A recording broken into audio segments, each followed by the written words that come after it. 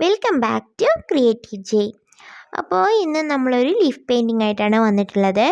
ഈ ഒരു leaf painting നമ്മൾ ഷോർട്ട് വേർഷൻ ഇതിനു മുമ്പ് പോസ്റ്റ് ചെയ്തിട്ടുണ്ട്. അപ്പോൾ എനിക്ക് 2-3 റിക്വസ്റ്റ് വന്നു ഡീറ്റെയിൽഡ് ആയിട്ട് കാണിക്കുമെന്ന് ചോദിച്ചിട്ട്. അപ്പോൾ ഇതിനു മുമ്പ് നമ്മൾ 2-3 വീഡിയോ ഡീറ്റെയിൽ ആയിട്ട് കാണിച്ചിട്ടുണ്ട്. അതിലൊരാൾ ചോദിച്ചിരുന്നു ട്യൂട്ടോറിയൽ പോലെയൊക്കെ ചെയ്യുമെന്ന് ചോദിച്ചിരുന്നു. I am not a trained artist.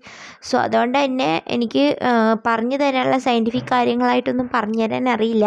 പക്ഷേ ഞാൻ ചെയ്യുന്ന കാര്യങ്ങൾ എക്സ്പ്ലെയിൻ ചെയ്തുകൊണ്ട് ഒരു വീഡിയോ ഇതിനു മുമ്പ് ചെയ്തിട്ടുണ്ട്. ലീഫ് പെയിൻറ്റിങ്ങിൽ തന്നെ ചെയ്തിട്ടുണ്ട്. അല്ലാത്ത പെയിൻറ്റിങ്ങും സോഫ്റ്റ് പേസ്റ്റൽസ് വെച്ചിട്ടുള്ളതൊക്കെ ഇതിനു മുമ്പ് ചെയ്തിട്ടുണ്ടായിരുന്നു. അപ്പോൾ അതുകൊണ്ട് നിങ്ങൾക്കത് കാണുമ്പോൾ തന്നെ ഏകദേശം കാര്യങ്ങൾ മനസ്സിലാവുണ്ടാവും. പിന്നെ ചിലർ പറഞ്ഞിരുന്നു ഫേസ് എങ്ങനെയാണ് പെയിൻറ്റ് ചെയ്യുന്നതെന്ന് സെപ്പറേറ്റ് കാണിക്കുമെന്ന്. ഫേസ് നമ്മുടെ ഡോളിന് ഫേസ് എങ്ങനെയാണ് പെയിൻറ്റ് ചെയ്യുന്നതെന്നും ഇതുപോലെ ലീഫിൽ തന്നെ വേറൊരു ലേഡിയുടെ ഫേസ് ചെയ്യുന്നതും കാണിച്ചിട്ടുണ്ടായിരുന്നു. ഇപ്പോൾ ഇതിലും കാണിച്ചിട്ടുണ്ടാവും. ഇതെല്ലാം ഫ്രീ ഹാൻഡ് ഡ്രോയിങ് ആണ്. ഇതിന് പ്രത്യേകിച്ച് ഔട്ട്ലൈനോ അല്ലാതെ പ്രത്യേകിച്ചുള്ള ഒരു റെഫറൻസ് സംഭവങ്ങളൊന്നുമില്ല. ഇത് ഫ്രീ ഹാൻഡായിട്ടാണ് ചെയ്യേണ്ടത്. എനിക്ക് തന്നെ അറിയില്ല ഈ ഫേസ് എങ്ങനെയാണ് ലാസ്റ്റ് വരിക എന്നുള്ളത്.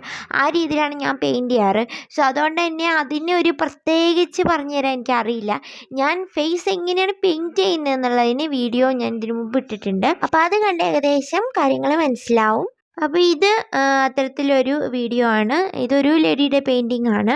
എത്രയൊക്കെ ആൾക്കാർ എന്താണ് ലേഡിയുടെ പെയിൻറ്റിങ് മാത്രം ചെയ്യുന്നതെന്ന് ചോദിച്ചാലും എപ്പോഴും ലേഡി തീമിലുള്ള ക്രിയേഷൻ തന്നെയാണ് സപ്പോർട്ടും കിട്ടാറ്. പിന്നെ ഈ ഒരു പെയിൻറ്റിങ്ങിൽ നമ്മൾ ഉപയോഗിച്ചിട്ടുള്ളത് അക്രിലിക് പെയിൻ്റ് ആണ്.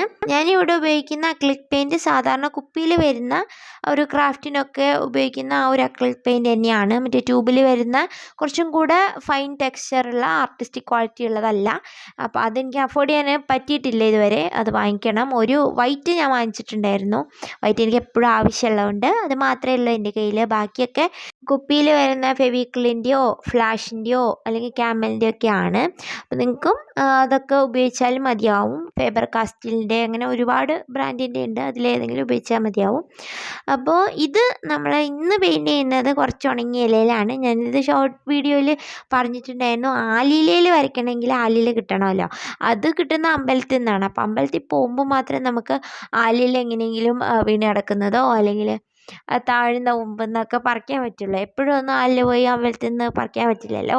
അപ്പോൾ അതുകൊണ്ട് ഉള്ളത് കുറച്ച് സൂക്ഷിച്ച് വെച്ചിട്ടാണ് വരയ്ക്കുന്നത്. ഇപ്പം ഞാൻ കുറച്ചായിട്ട് ഡ്രൈഡ് ലീഫിൽ വരയ്ക്കുമ്പോൾ ചിലപ്പോൾ എങ്കിലും നിങ്ങൾ ചിന്തിച്ചിട്ടുണ്ടാവും എന്താണ് ഇപ്പോൾ പച്ചയിലയിൽ വരയ്ക്കാത്ത കേടാവും എന്നുള്ളതുകൊണ്ടാണോ? അല്ല, എനിക്കെപ്പോഴും പച്ചയിലയിൽ വരയ്ക്കാനാണ് ഇഷ്ടം.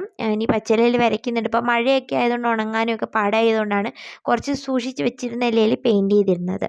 പിന്നെ എനിക്ക് പറയാനുള്ളത് സ്കിൻ ടോൺ എങ്ങനെ മിക്സ് ചെയ്യുന്നതെന്ന് ചോദിച്ചിട്ടുണ്ടായിരുന്നു. പലരും ഇപ്പോഴും ചോദിക്കുന്നുണ്ട്. നമ്മൾ ഡീറ്റെയിൽഡ് ആയിട്ടൊരു വീഡിയോ ചെയ്തിട്ടുണ്ടായിരുന്നു അതിന് വേണ്ടിയിട്ട്. ഇപ്പോൾ ഡോളിനും അതുപോലെ തന്നെ പെയിൻറ്റിങ്ങിലും എങ്ങനെയാണ് ചെയ്യുന്നതെന്നുള്ളത്. അപ്പോൾ ആ വീഡിയോൻ്റെ ലിങ്ക് ഞാൻ ഡിസ്ക്രിപ്ഷനിൽ കൊടുത്തേക്കാം. അപ്പോൾ നിങ്ങൾക്ക് വേണമെങ്കിൽ പോയി ചെക്ക് ചെയ്യാം. അപ്പോൾ അതും കൂടാതെ എങ്ങനെയാണ് ഫേസ് പെയിൻറ്റ് ചെയ്യുന്നതെന്ന് ഡോളിൻ്റെ ഫേസിൽ കാണിച്ചു തന്നിട്ടുണ്ടായിരുന്നു. 3 ഡിഫറെൻറ്റ് സ്കിൻ ടോൺ എങ്ങനെയാണ് പെയിൻറ്റ് ചെയ്യുന്നതെന്ന് 3 വീഡിയോസായിട്ട് കാണിച്ചിരുന്നു.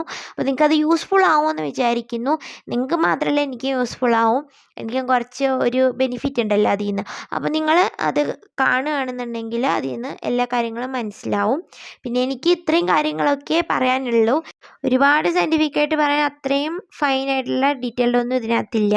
ഏകദേശം നിങ്ങൾക്ക് പ്രോസസ്സ് മനസ്സിലായെന്ന് വിചാരിക്കുന്നു. വേണമെന്നുണ്ടെങ്കിൽ നമുക്ക് പിന്നീട് ഒരു വീഡിയോ കുറച്ചുകൂടി ഡീറ്റെയിൽഡ് ചെയ്യാം. അപ്പോൾ നമുക്ക് അടുത്ത വീഡിയോ ആയിട്ട് വീണ്ടും കാണാം. Till then thank you for watching. cheers.